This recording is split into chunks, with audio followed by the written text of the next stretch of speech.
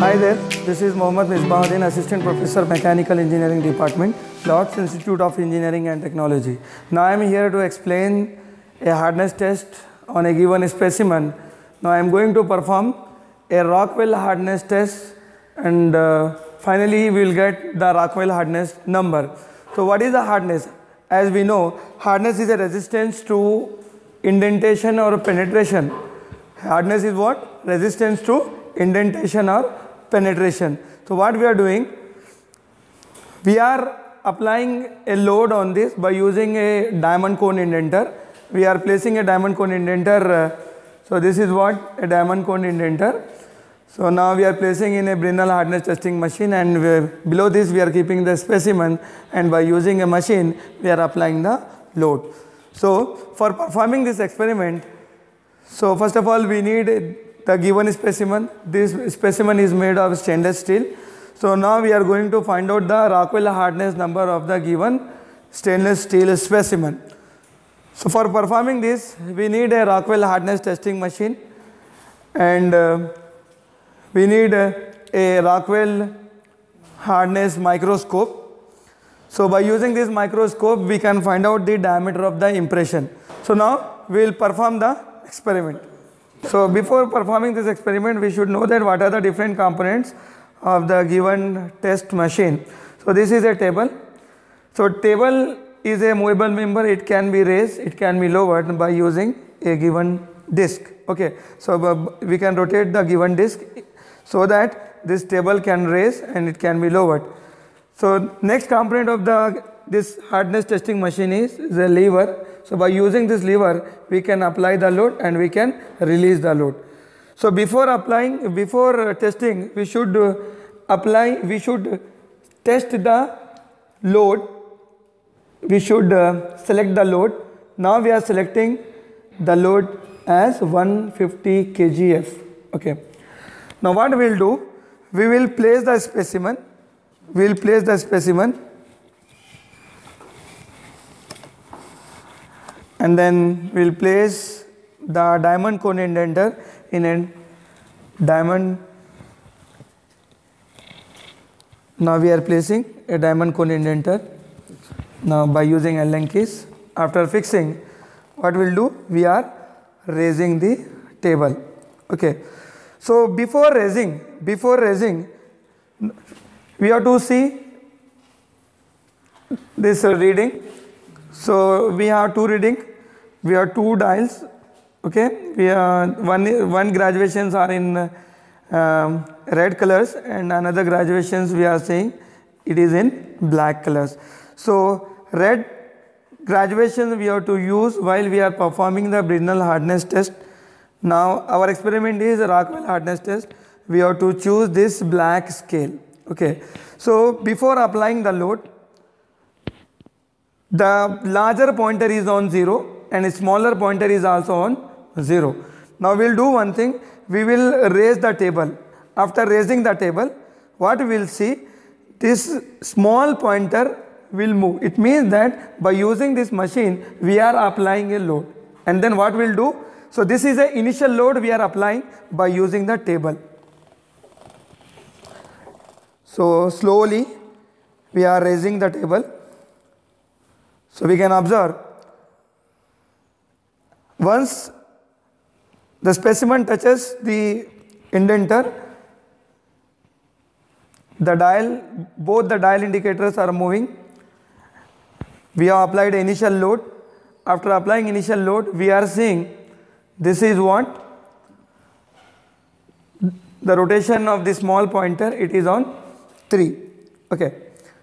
Now what we will do, we can see that here the load selector is, this arrow mark shows it is on 150, means by using this machine we are going to apply 150 kgf of load when we are operating this lever. So this initially the lever is in a unloading condition. Now what I am doing, I am operating this lever. It means that I am loading the given machines. So now I am applying the load. The load is exerted over the specimen. Same we can see Here the large pointer as well as small pointer moves. The large pointer and small pointer shows the depth of penetration. So initially the large pointer was on 3, now it moved to 2. It means that the large pointer completed one complete revolution. If the small pointer moves from 3 to 2, it means that the large pointer has completed one complete revolution. It means that 100 divisions. And then the large pointer is on 20. Yeah, it means that the large pointer has completed 120 divisions. Okay, so for finding the depth of penetration, we can use these graduations, 120 graduations. So we performed the experiment on the given specimen and we applied a load of 150 kgf. So now our aim is to find out the depth of penetration. So while doing the experiment, while we applied a load, we have seen that the large pointer has completed one revolution and it was there on 20 points. So it means, so before experiment we have seen, means before applying a load, here the small pointer was on a 0. The small pointer was on a 0. Now what we did, we placed a specimen over the table and by using a disc, we have rotated the disc and the table was moving in upward direction and the specimen was touching the dial cone indenter. Now when the dial cone indenter touches the specimen, what happens? We go on rotating this table. So the diamond cone indenter was touching in initial position we have observed. So this diamond cone indenter touching the given specimen, and same thing we observed before touching. Here the small pointer was on 0 and large pointer was on 0. So as we go on rotating the disc, what happens? The load by this indenter is exerting on the given specimen. So initially we applied a load of 10 kg. So now the pointer, small pointer moves from 0 to 3. It means that we applied an initial load of 10 kg. Now what we are doing? We are applying a load of 150 kg by using a lever. We have turned the lever for loading the specimen. Okay, so after loading, so this is a new condition. Now our aim is to find out what is the depth of penetration. What is the depth of penetration?